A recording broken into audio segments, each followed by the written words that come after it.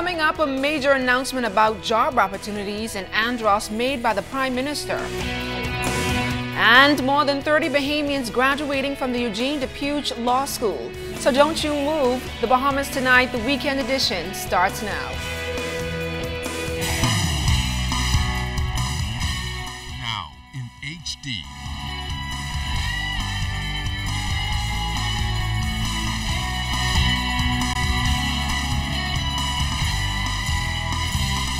ZNS Network presents The Bahamas Tonight. This portion of the news brought to you by BTC Everyday. Good evening, everyone. I'm LeDaunne Davis. A major initiative underway by the government set to help Androsians start up business through B.A.M.S.I and provide employment on the island. Prime Minister the Right Honorable Perry Christie, while in Andros last week, made the announcement that considerable attention will be given to the institute, which has undergone some challenges. But now he says through major partnerships and opportunities, B.A.M.S.I will soar again. We get the story tonight from Clint Watson. Will result in the strengthening of the economy of Andros, and that we will in fact see an expansion of the economy of Andros, not next 3 years, but in the coming months. Prime Minister the Right Honorable Perry Christie talking about the international institutions presently on Andros, conducting research and insight into how the Bahamas Agriculture and Marine Science Institute will encompass major economic opportunities and research that will produce a burgeoning economy for the big yard. The Prime Minister announced major developments beginning with the production of coconuts and mutton farming. We are settling the lease or leases now for significant acreages of land to engage in a coconut farm that produces coconut juice or coconut water. We have 600 head coming in from Texas. We are going to begin a major mutton industry here. We're going to bring the embryos in, and implant them in the sheep and goat, and they will produce a new breed. Considerable attention is now being given to processing, particularly as wastage is high when products are harvested and stored. He announced that products like banana chips will be produced through B.A.M.S.I. The Prime Minister also announced that negotiations are also underway for the production of a significant amount of citrus products for not only Andros, but also Abaco to benefit from. We're bringing in thousands of mango trees and citrus trees and whatnot to plant here, and we can give them some to plant in Abaco. Because if a hurricane comes, you want the insurance. If it hits here, it wouldn't hit in Abaco. So you have an insurance policy of plants in Abaco. Mr. Christie says he has seen the amount of money that some farmers have made already with their produce, and he is encouraged that they're entering a lucrative industry with enormous potential. It was with this in mind he encouraged other Androsians to get involved in the manufacturing business, and the government will assist them. I'm looking to privatize the commercial sides and not just have government run it. So the agricultural side, there'll be the school, but we need some private sector investors in the agricultural side and the marine sciences side, meaning growing fish. Andros is going to happen. Clint Watson, ZNS Network News. A fraudulent work permit ring with an apparent connection of human trafficking was uncovered by the Immigration Department. The setup here in the Bahamas is said to involve a Caribbean national.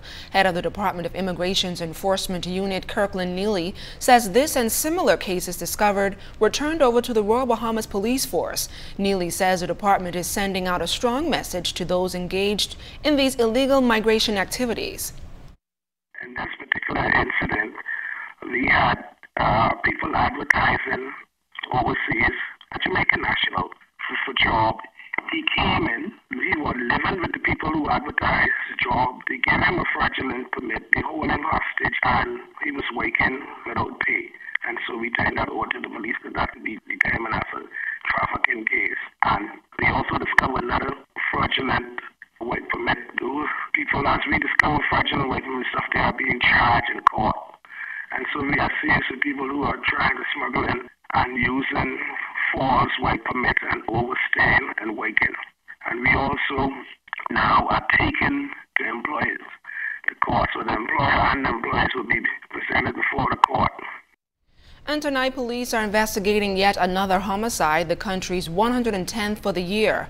According to Assistant Commissioner of Police Stephen Dean, it was after 1 p.m. this afternoon when police were called to the scene at Eneas Street off Meadow Street. Reports indicate that a man was standing outside his home when a gold Honda Stream vehicle with 4 men armed with handguns pulled up and shot him before speeding off. That man was transported to hospital where he later died of his injuries.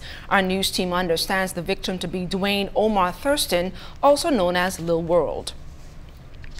And last night, there were 2 shooting incidents. Shortly after 8 Saturday night, a man was standing in front of a home on Lewis Street when an armed gunman approached and shot him before fleeing on foot. He is in stable condition in hospital.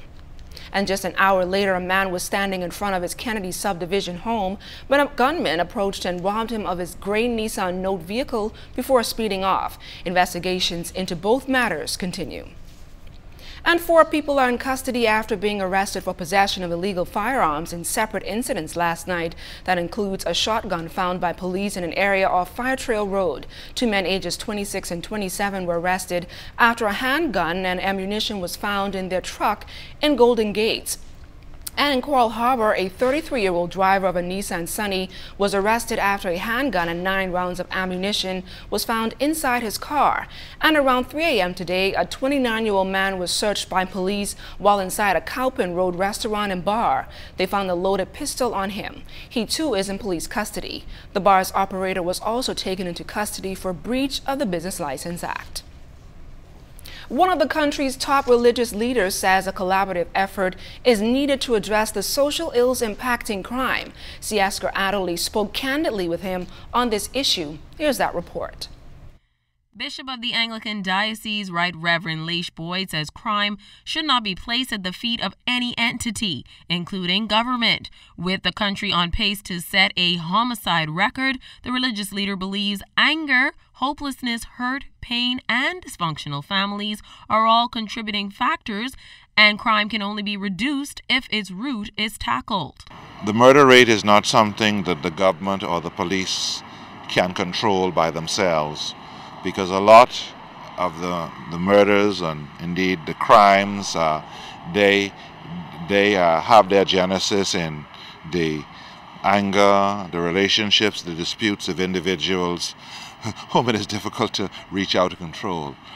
But I believe that as a society, we need to come together, government, church, social and civic organizations, citizens, and we need to tackle the root of crime. Many people believe the church is not doing enough to help in the crime fight. However, Bishop Boyd refuted those claims and reiterated what Christians should be doing. The role of the church is to impact and shape, first of all, its members, and to challenge them to go out and to live for Christ wherever they are, because 4 walls and a roof cannot proclaim the gospel. In fact, the church is the body of Christ, a body of believers. So the church challenges and nurtures its membership and those with whom it comes into contact, and challenges those persons to go out there and form an army to make a difference in every area of the community. With many lamenting about the present state of crime in the country, the leader of the Anglican Diocese says if it were not for the efforts of churches and civic organizations, where would we be? I truly believe that the battle is not lost.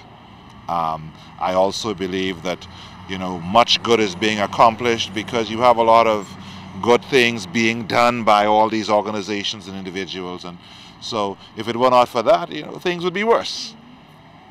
But that does not mean that we must not band together and really tackle the source of the crime, the motivation for the crime.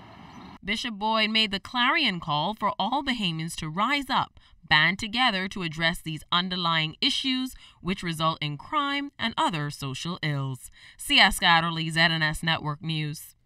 The call ceremony for new lawyers is the auspicious start to a legal career for all practicing attorneys in this country. Well before this group is called, they were recognized at a graduation ceremony at the Melia Nassau Beach Resort last night. Here's Jared Higgs.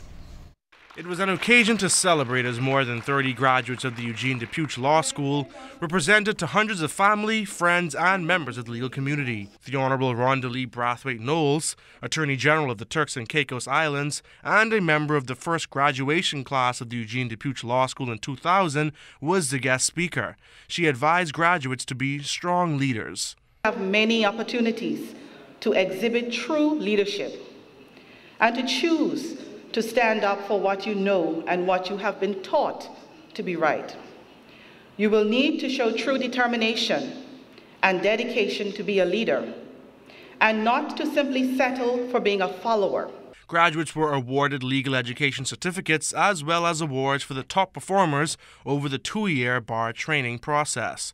Deandra Johnson was the most outstanding Year 1 student, while Ramon Gardner, Lathea Stubbs, and Ashley Stirrup shared the spoils for the Year 2 prize. However, the overall winner was Persia Tobin Evelyn of the British Virgin Islands. We have acquired the knowledge and skills to build a reputation of excellence in the field. In the pursuit of excellence, we will make mistakes and become discouraged, but as Franklin D. Roosevelt says, when you come to the end of your rope, tie a knot and hang on. It is our response to failure and disappointment that will determine the altitude of our success. Graduates of the 6-month program were also awarded legal education certificates. Next for many graduates is the call to the bar and then pupillage. Jared Higgs, ZNS Network News. And still to come, Sandals at Emerald Bay continues to win awards. We'll tell you more when the weekend edition continues.